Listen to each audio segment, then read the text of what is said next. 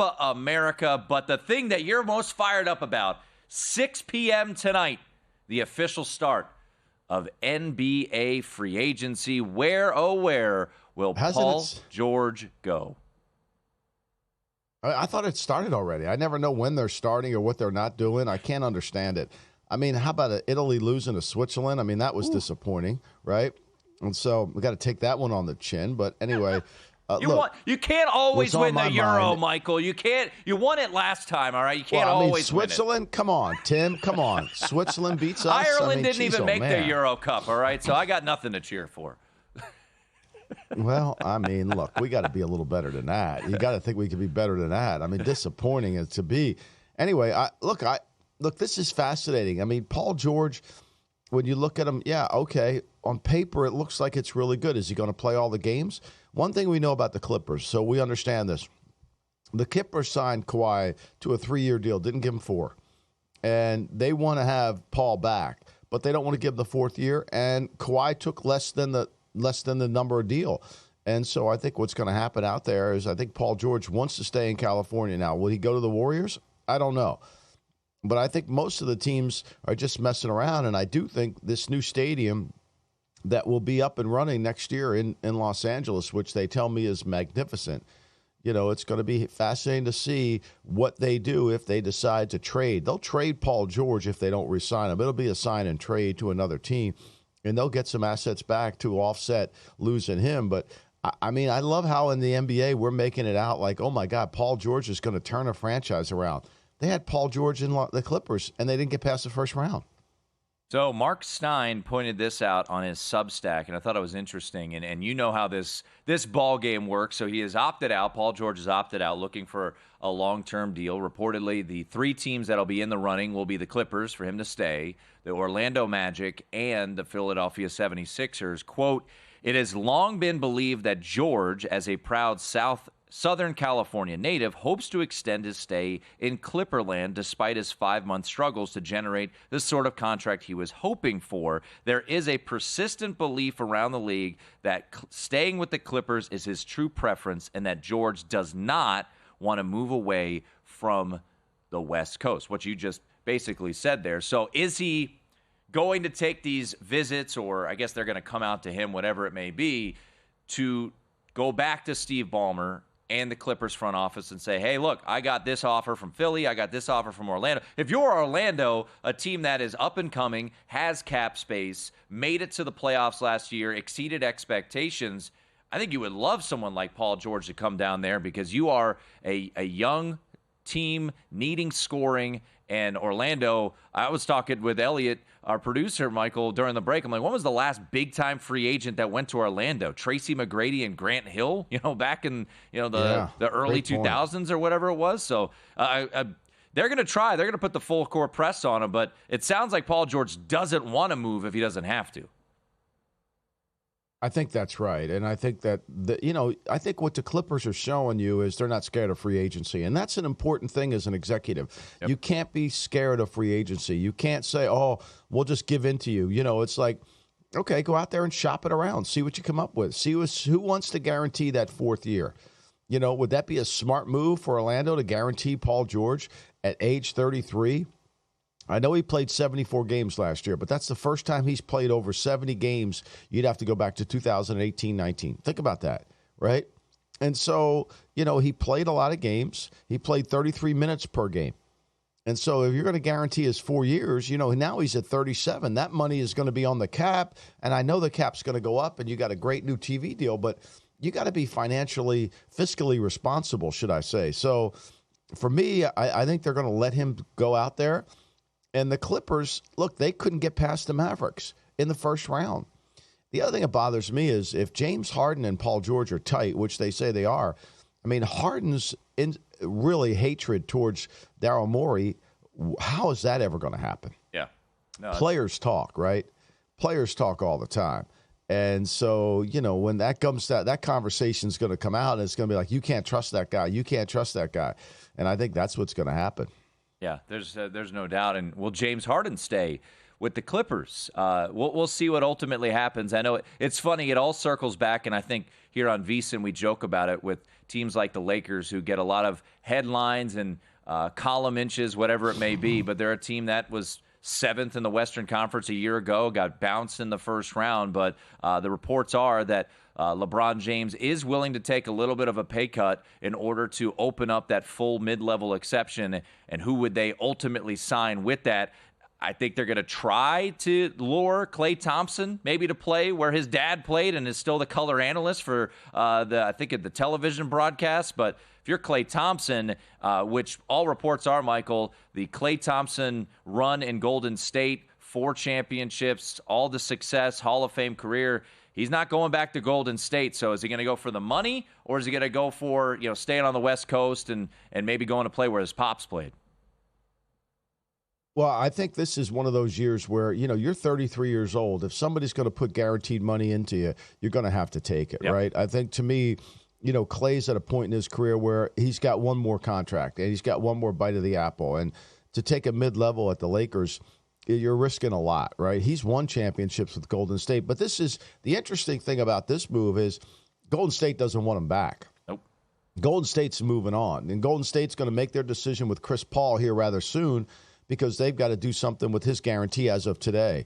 And so they probably will need – nobody's going to take the $30 million on Chris Paul's contract that's guaranteed. So they're going to waive him, and he's going to have to get a job somewhere else. So, look, we're going to see the rebuilding of the Warriors. I think that's pretty clear. The Warriors are going to look like a completely different team next year. Still, Steph Curry's going to be there, but I think we're going to see – Draymond Green will be there, but I think we're going to see a different cast of characters. If I'm Klay Thompson, I'm going to go somewhere like Orlando where – I get it's tax-free money in the state and on a good team.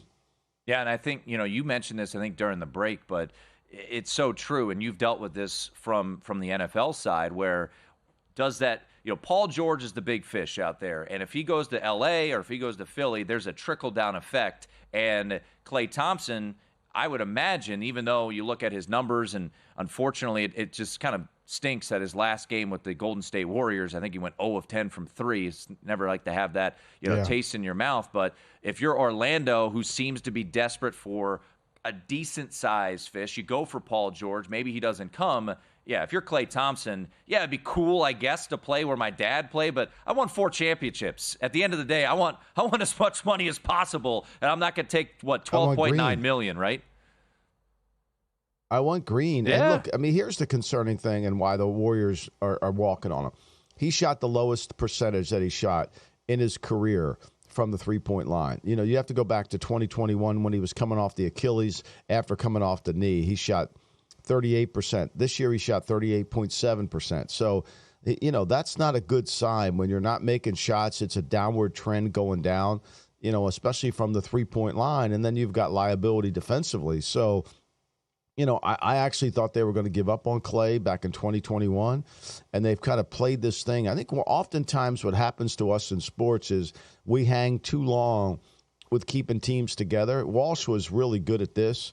Belichick as well. It's if you can get rid of a guy a year before, you're better off. And I think ultimately the Warriors probably feel that way right now. Yeah, speaking of the Warriors, Woj reported this on, I think, Friday night, that Golden State and Chris Paul, as you alluded to, there is a intent to move back the date of the guaranteed money so they can try to figure out a way to explore some trades. So they are hoping to push that back and maybe incorporate Chris Paul in some sort of trade because in the NBA, you got to get creative with those trades, try to match up money and see how it all plays out there. But NBA free agency about to get rolling. Paul George, certainly the biggest name out there. Where will he go? You're not going to be out there making the pitch for him to come to your Sixers? I think, to me, everybody talks about, people want to come. I think it's a hard place to come to because what you don't realize is Embiid's not a low-post player. I hear this all the time on television. The Sixers need spacing. How do they need spacing? The guy that's their best player shoots three-pointers. He's at the top of he goes from the top of the key to the top of the key. If he were a low-post player, I'd say, yeah, we need spacing. There's no question. But rarely is he in the low post. Rarely does he go down in there. And so the court it's never like we've got 4 shooters around him and he's in the low post. I mean, he's a small forward is what he is. That's the way he plays. And his conditioning is always going to keep him that way. And so, I keep wondering when someone's going to make that. They keep saying, well, they need spacing. Well, they need somebody to get in the low post. They don't have anybody ever gets in the low post. He rarely does. And so he's constantly launching threes, or he's got that 15-foot jumper, which he's great at shooting. I mean, the guy's got an incredible skill set. I'm not arguing that. But when you're trying to build a team around an unorthodox player, which is what he is, he's a 7'2" huge man who plays like he's 6'6". Yeah, we'll be seeing him in Las Vegas shortly with Team USA as he get ready for the Olympic run. So NBA free agency officially starting. Better go early. Better go early, Tim, because he could be a good chance he's going to be on injured reserve. Yeah, there's a couple guys on that Team USA that Kawhi Leonard, really, we're going to get him? All right. Hopefully, fingers crossed, he can go play over in Paris. I love their patriotism. But when they're getting paid to play, they don't play. That's Michael Lombardi. I'm Tim Murray. The VSiN NFL Guide is out. We turn our attention to the AFC. What are some disagreements Michael and I have in our predictions?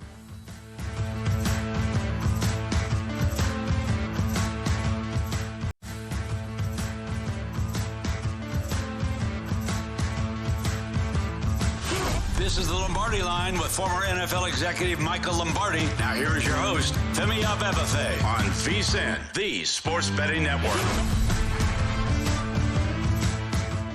Our all-new betting guide is out, the NFL betting guide, that is, and there's never been a better time to become a VSiN Pro subscriber. With that NFL betting guide, it could become your secret weapon for the upcoming season. In-depth profiles, every team, advanced stats, proven betting systems, and betting trends. You'll have all the tools you need to bet smarter this year. We've got our experts' best picks on season win totals, futures, and props. But here's the kicker. In order to get said guide, you got to be a VSiN Pro subscriber. But don't worry, we've got a limited time offer for you. Annual subscription for a VSiN Pro is $199, usually $240, and we're throwing in an extra month, 13 months. Use the promo code Lombardi. VSiN.com/subscribe. Promo code Lombardi. That's VSIN.com/subscribe. Michael Lombardi over there in Jersey. I am here in Las Vegas. Tim Murray sitting in for Femi Abebefe. Join a little R&R this time of year. 4th of July week. Gonna be lighting up the grill this week, Michael. Getting ready for that Nathan's hot dog eating contest. Sans Joey Chestnuts. Yeah. Have you done any homework on that? Are you ready to go on that? I haven't done any homework. I don't know who's going to replace him. I know Joey was trying to get an exemption to get in there. I know he was trying to move some things, but look, I think it's awesome. Look, this is a busy time of the year down here at the Jersey Shore. Oh yeah, everybody takes with 4th of July being on Thursday. Everybody's off this week, so it's a lot. There's a lot of big crowds down here. Unfortunately, the weather, we're going to have to build an ark here because it's rained quite a bit here on the Jersey Shore today. So it's not exactly beach weather. It's not boardwalk weather. So the businesses, they take a huge hit on a day like today because there's nobody renting bikes, nobody walking on the boardwalk buying trinkets and stuff like that. I always, growing up outside D.C., we would go to the Delaware beaches. There's Ocean City, Maryland as well. But you always not loved when it rained, but you would see those families who are like, I don't care. I spent this amount of money. It's my beach week. We're going out, rain or shine. We're going on the boardwalk. We're going on the rides. We're going in the damn water. We're going no matter what. Yeah, no question. I mean, look, you rent for the week, and this is the most expensive week to rent. So you want to get the most out of it. I see people go down there. It's like, in like Caddyshack when they're out there when the Monsignor's playing in the rain with the priest, and they're saying it's going to slow down. That's the way it looks out here today. We got Euro Cup starting top of the hour. England and Slovakia. Then later today, it'll be Georgia and Spain. And unfortunately, Michael, mourning the loss of the Italians yesterday, the 2020 Euro champs, bounced by the Swiss 2-0 yesterday afternoon over there in Germany.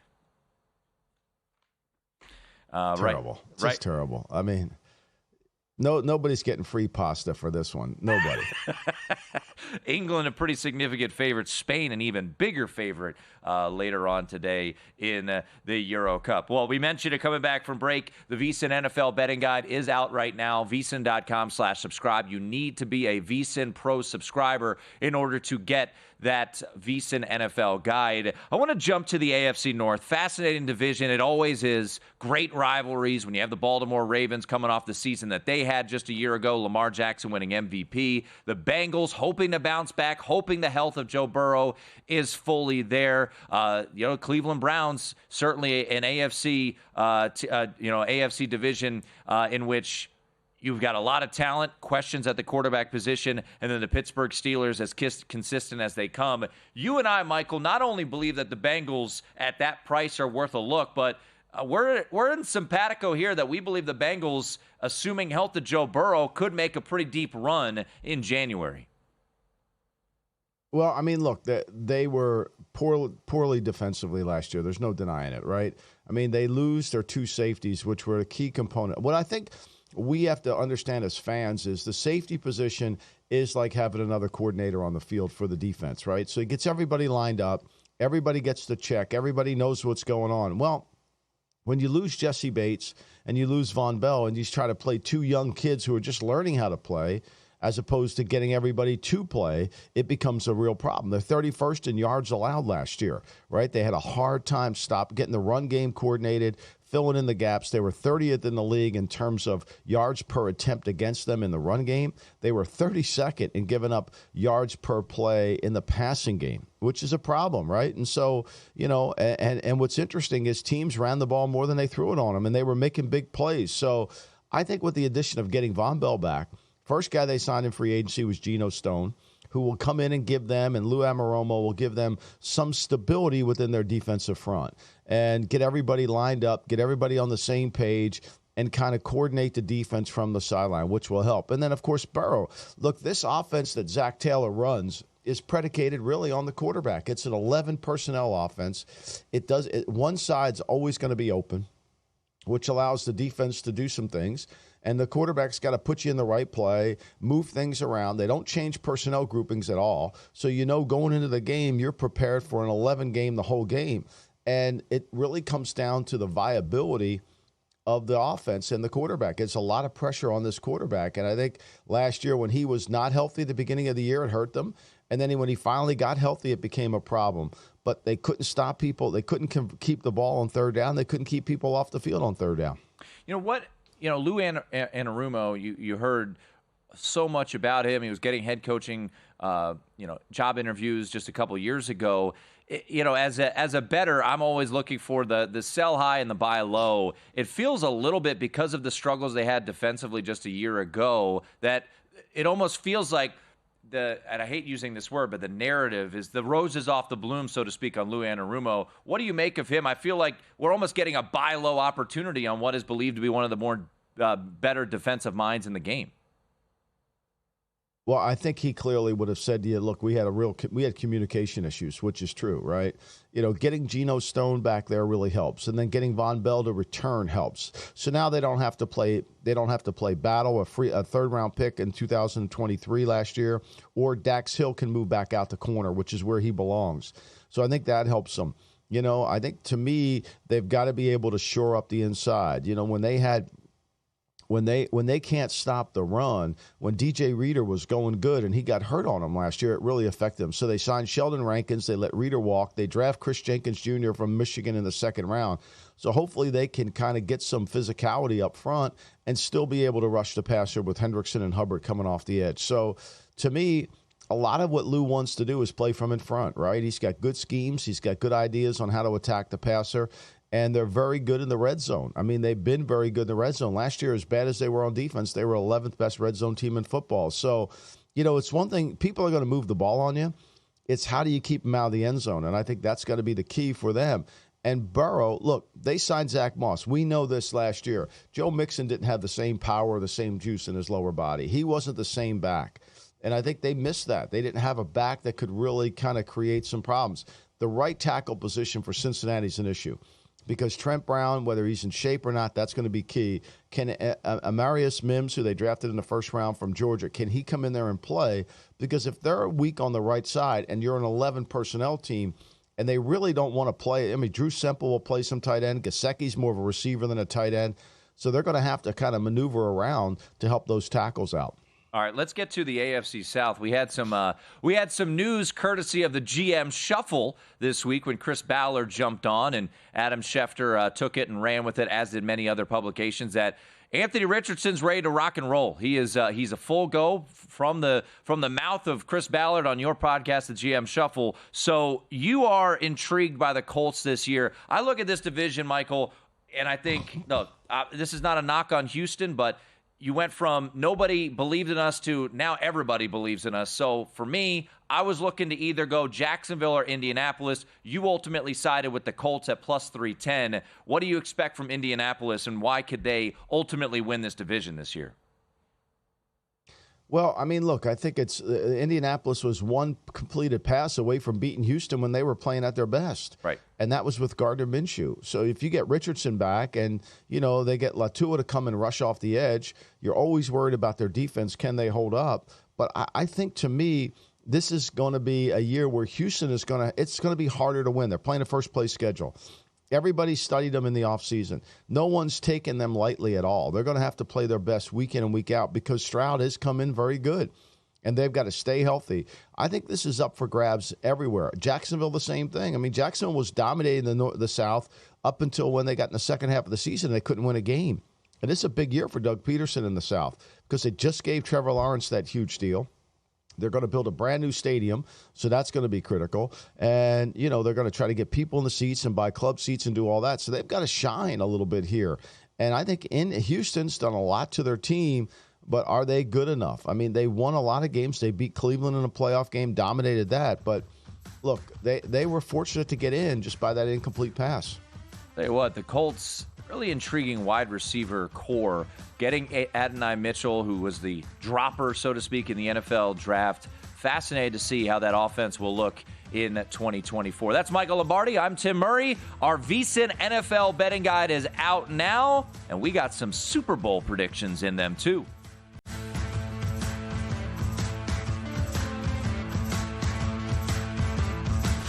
This is the Lombardi Line with former NFL executive Michael Lombardi. Now here is your host, Femi Abebefe, on VSiN, the Sports Betting Network.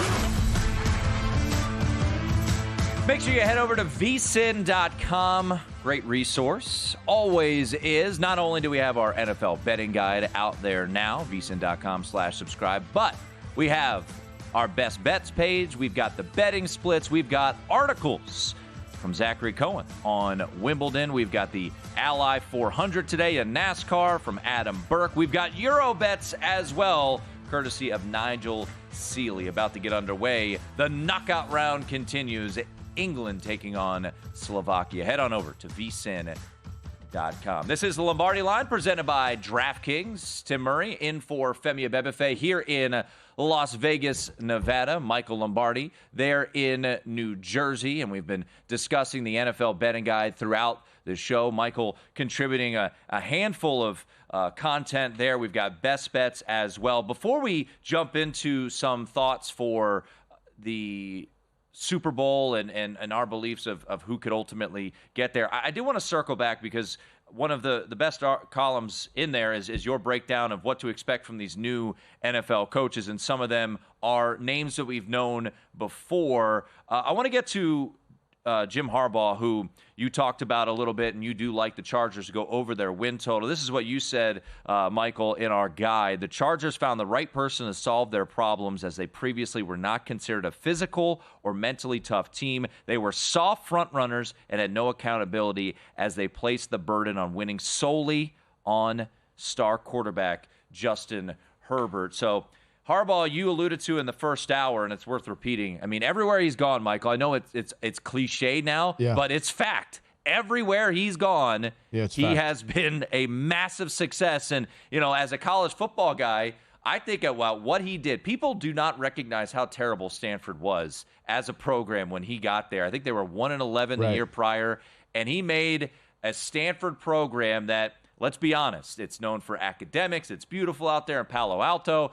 They were as hard-nosed as you could have imagined over the years he was there. And, we're in the thick of it for national championships year over year before he ultimately, went to the NFL with San Francisco. So, yeah, it seems like a very good fit. And I guess that question I have for you for the Chargers is, does this roster have the construction to be tough? And was that a clear indicator when they spent the 5th pick on Joe Alt to take over on the right side with Rashawn Slater on the left side?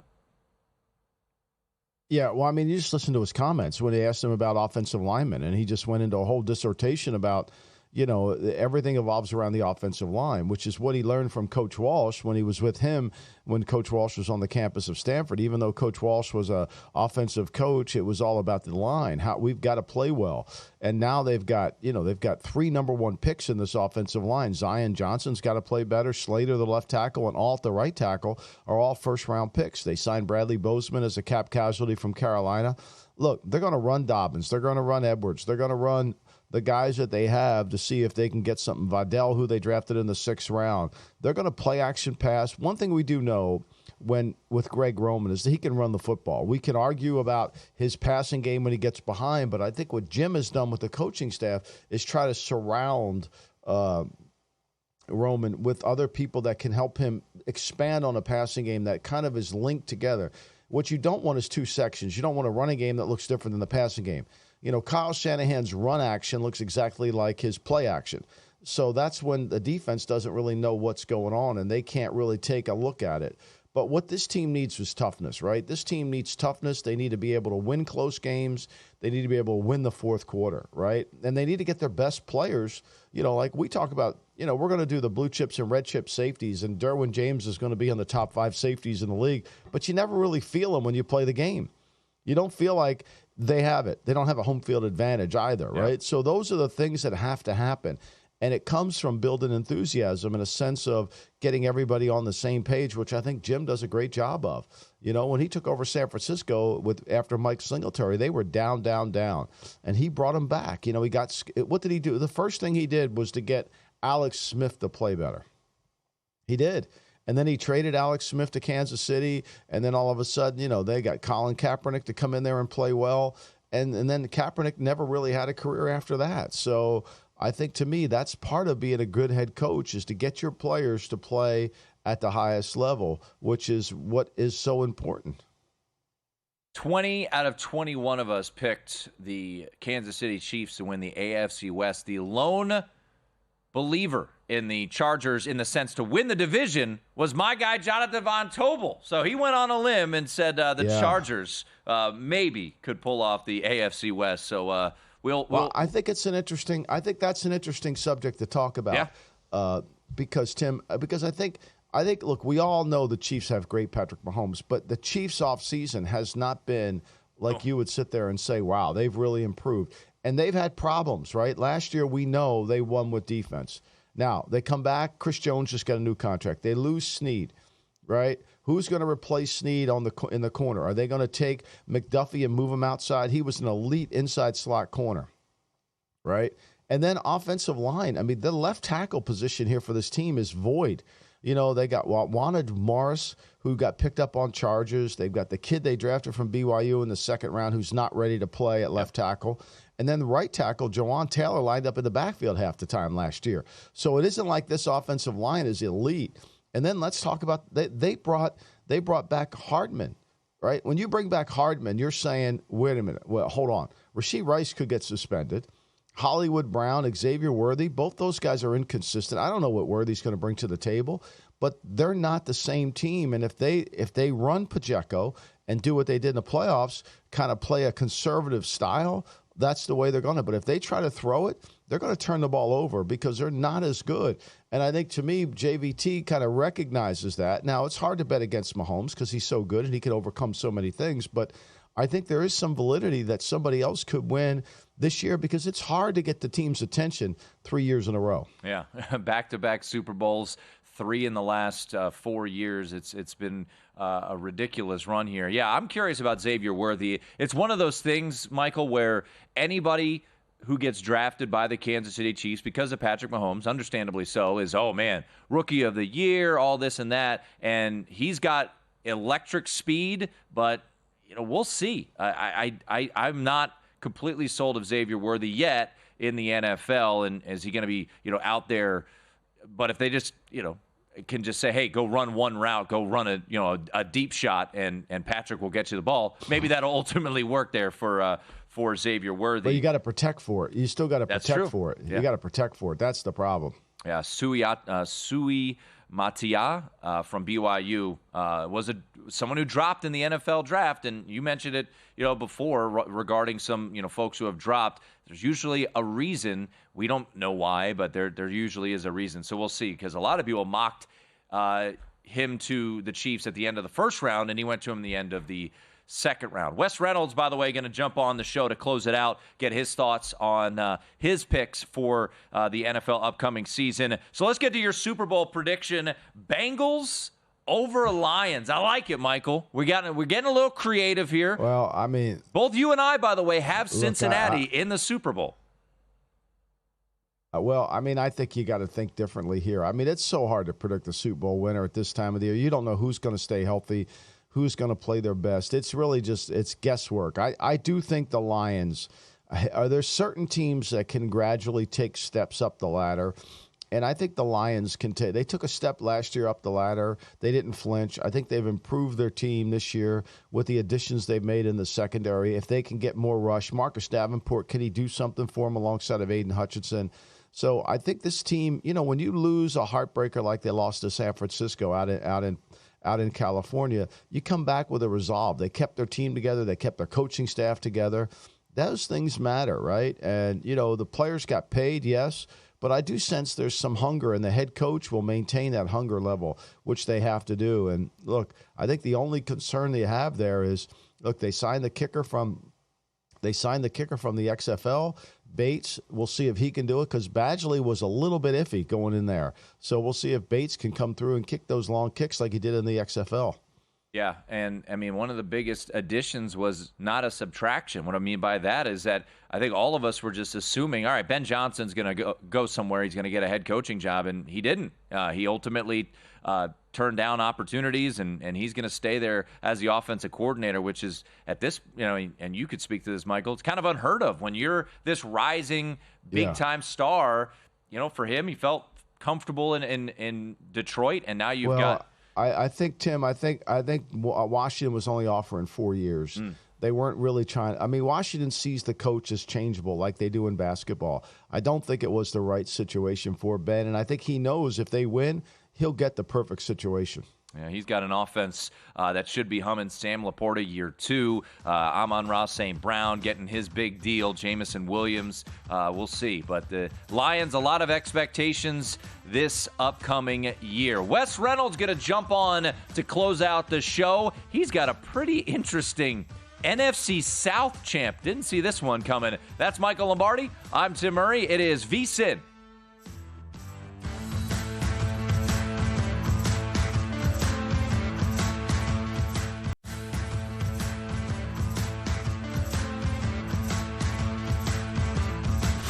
This is the Lombardi Line with former NFL executive Michael Lombardi. Now here is your host, Femi Abebefe, on VSiN, the Sports Betting Network.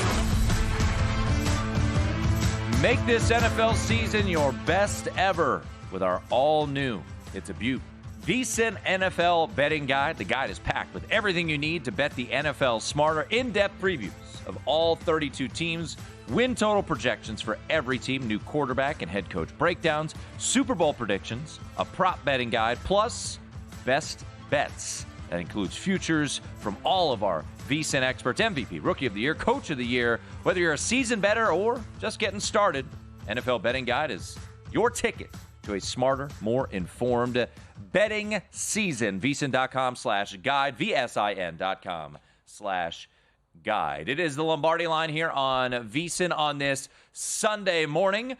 Tim Murray in for Femi Abebefe here in Las Vegas. Michael Lombardi over there in New Jersey. And joined on the desk right now, the pride of the Hoosier State.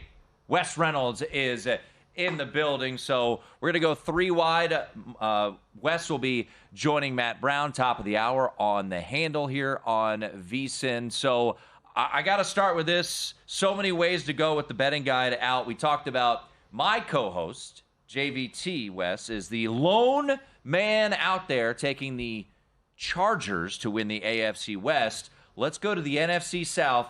The method to the madness of the Carolina Panthers to win the division. Yeah, look, I felt that there was a division to kind of take a shot and maybe go a little outside the box here. I thought it was the NFC South. Look, Atlanta, the right clear favorite. I think they upgrade at quarterback with Cousins, of course, over Desmond Ridder and Taylor Heineke, but he's also a 36-year-old quarterback off an Achilles injury. And this is also a new coach in Raheem Morris and a new scheme. They lose their defensive coordinator, Ryan Nielsen, to the Jaguars, which I think is actually a big loss because I thought he really improved Atlanta's defense last year. Tampa Bay, Baker Mayfield finally finds a home. However, Dave Canales is gone, and that's one of the reasons I like Carolina. And then with New Orleans, you have an aging quarterback, you have an aging offensive line. The head coach I like much better as a defensive coordinator in Dennis Allen, so I'm not that high on New Orleans. So that left me process of elimination with Carolina, who I think gets an upgrade at coach with Dave Canales, and I also think gets an upgrade at general manager with Dan Morgan. The defense was pretty darn solid last year. It was at least middle of the pack and would have been better if they weren't put in jail by a poor offense last year. So Evero, who came from the Broncos, I think really improved that defense. That's going to be the strength of the team. The offense still a work in progress, but I think it's got a chance to get a lot better with Dave Canales at the helm. Well, I mean, look, they did let's face it, they beat C.J. Stroud with C.J. Stroud at quarterback off the bye week, right? Remember that game? I mean, it wasn't pretty, but they did win that game, and there's only one way to go but up. I agree with you. I don't know who the best team in the South is because when you break it down, everybody wants to bet Atlanta, but Atlanta's done nothing to improve their defense. And as good as Nielsen, and I agree with you, Wes, coach last year, when the Bucs got the ball with 2 minutes to go in the game, they couldn't stop them from scoring, and the Bucs won the game 29-25, something like that. So for me, I think it's upside down. Now, if you told me Derek Carr's going to play like he did 4 of the last 5 games, I'm going to bet the Saints, but I can't predict that because he's Rory McIlroy. He's Ricky Fowler. He'll play good when it doesn't matter. A very sore spot for those of us that have bet Ricky Fowler over the years, yes. But that's true, though. I mean, you cannot deny it. You cannot deny. Ricky Fowler's the ultimate at shooting 64 on opening day, and you think he's in it, and then the next thing you know, he's going to shoot 78. He's always there to congratulate the winner, though. He is Mr. Congeniality. Always so happy. He's won it every year. He's the happiest guy in America. Quick aside, I was watching John Anderson had his final Sports Center on Friday. Long time, did it for 25 years. And one of his commercials he did was with Ricky Fowler. And he walks in and he goes, "I'm just so tired." And he grabs the decaf pot because he's always wearing orange. He's like, "Are you colorblind?" All right. Wes Reynolds hanging with us here. It is the Lombardi Line on a Sunday. Let's get to a division that we have talked about a little bit, the AFC North. Very intriguing division. Both Michael and I rather bullish on the Cincinnati Bengals, and it looks like you are, to an extent. You have them as a best bet to win the AFC North right now at DraftKings at plus 145. So we're 3 peas in a pod here with this Cincinnati Bengals team. Maybe for the Bengals, and you're not going to say this often, Wes, maybe a little of a buy low opportunity with Joe Burrow coming off of the injury from a year ago? Yeah, 3 for 3, I think, here. Yeah. Because, look, they do get the last place schedule. They went 9-8, but that was good enough for last place in the North. New coordinator with Dan Pitcher because Brian Callahan takes the Titans head coaching job, but it is Zach Taylor calling the plays. Look, I think Jamar Chase, I would think he's going to have a monster year. This is a contract year, and he saw, his fellow LSU Tiger Justin Jefferson get that big deal, and he's going to want some of it. But I really think it's the defense that it's kind of being undersold here a little bit. It was down last year, no question about it, but they get Von Bell back. It didn't work out for Von Bell with Carolina. He is back. Geno Stone comes in from Baltimore, who led the league in interceptions at the safety position. They do lose DJ Reader, so a little bit of a downgrade in run stopping with Sheldon Rankins, but I think Rankins is a better pass rusher and can get to the quarterback better. And, Lou Anarumo as defensive coordinator, those safeties are so important in the scheme that he runs. So I think the Bengals defense is going to be a lot improved, and I think the Ravens are going to take maybe a small step back. I still think they're a wild card team, but now you have film on Todd Monken in his second year as offensive coordinator with Lamar. And we know Lamar is hard to prepare for anyway with that running ability. So Baltimore lost a lot in free agency too. So I'm still going to trust John Harbaugh that they're going to get in the playoffs, but the offensive line needs work, and they only have one big play threat down the field, I think, with Zay Flowers. Well, let me ask you, you're from Indianapolis. Who's your guy? And you don't like the Colts. You like the Colts under 8.5 wins. Tell me why. Yeah, it's more of a schedule thing, Michael. I think they're going to win either 8 or 9 games. So it's right on the number. It's just, I don't think, number one, that they did a lot to improve the team. And Chris Ballard was basically like, we're going to run it back here. And Chris Ballard's under a little bit of heat, too, because he's got one playoff win since he started back in 2014. And he decided, okay, we're going to run it back here. We're going to basically re-sign the core. We're not going to go too far outside the box in free agency. Richardson and Taylor being healthy at the same time is certainly attractive and presents a wide array of possibilities. But the offensive line still a little shaky to me, and that defense still a little shaky to me, because one of the things about Gus Bradley, the defensive coordinator, they play a lot of zone. They don't really blitz very much. They don't disguise coverage a great deal. Even though I think the defensive line is going to be really good, the secondary is a little iffy. And they also have some scheduling quirks here. I think they get like 3 teams off bye weeks, and they get 2 teams off long rest that play the Thursday night game that don't obviously have to play that Sunday. So those are little schedule quirks that I think do work against the Horseshoe this year. Yeah, circling back, I just want to point this out regarding Cincinnati, since this has turned out to be a Cincinnati show today. 6th easiest schedule in the NFL. You alluded to the easiest, the last place schedule. Michael, I want to throw this to you. We kind of ping-pong it back, but when you do get that last place schedule, they're 3 unique games as opposed to everybody else in the division. They get Tennessee, Carolina, and New England. They are a favorite in all of those games by at least 4.5 points. Yeah. So it is pretty advantageous for Cincinnati when you're looking for any small edge. And the Cincinnati Bengals, boy, the 3 games that they get to play that no one else in the AFC North gets to play, Tennessee, Carolina, and New England. Not too shabby there for Cincinnati this year. No, I mean, that's one of the benefits of having that. But I always look at the schedule just in September, because I think when you, like, Pittsburgh has it hard down the stretch. There's no denying that. But to me, you just don't know the injury of teams. I mean, we've seen it. Look, when San Francisco was beat up in the middle of the year 2 years ago, Atlanta beat them, right? You know, Kansas City went out there and just destroyed them. It's all about injuries and timing. So when what we do in July and look over the landscape, it's a lot easier. It's cleaner now because everybody's healthy. But once the injuries come in, then all of a sudden things change dramatically. Michael Lombardi over there. Tim Murray, Wes Reynolds here at Studio. Wes going to be joining Matt Brown, top of the hour on the handle. All right, parting gift here, Wes. Your Super Bowl way too early prediction. Mine was Niners over Bengals. Michael had Bengals over Lion. What did you throw in the guide? Yeah, I didn't really go too far off the beaten path here. I have Eagles over Chiefs. Okay. Eagles, I think, maybe a little bit too much hype last year, and this is the year, I think, for the hype. I think they've upgraded with the coordinators. I think Jalen Hurts is going to be healthier, so obviously that helps them. They're going to be a little younger on defense, but maybe that's not necessarily a bad thing.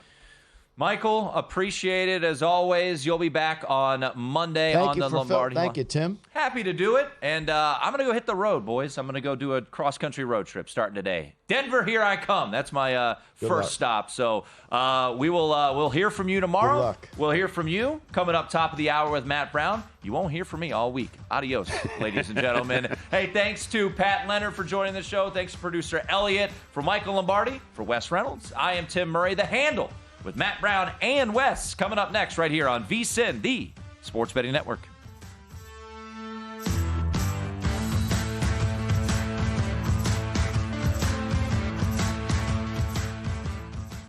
Don't wait until fall to start betting the NFL. Get a jump start now with the VSiN